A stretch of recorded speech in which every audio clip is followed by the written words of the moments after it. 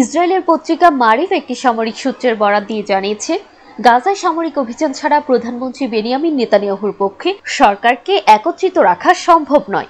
ইসরায়েলের পত্রিকাটির বরাত দিয়ে কাতার ভিত্তিক সংবাদ মাধ্যম আল জাজিরা জানিয়েছে, নেতানিয়াহু তার ক্ষমতার শেষ পর্যন্ত সামরিক অভিযান চালিয়ে যেতে চান।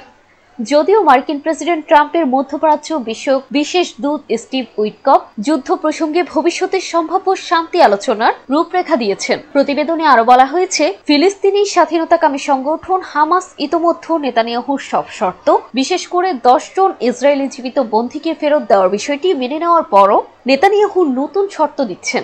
এ কারণেই ইসরায়েলি সেনাবাহিনী গুরুতরভাবে নতুন যুদ্ধের প্রস্তুতি নিচ্ছে এবং আগামী 2রা সেপ্টেম্বরের মধ্যে রিজার্ভ বাহিনীকে মোতায়েনের সম্ভাবনা বিবেচনা করছে।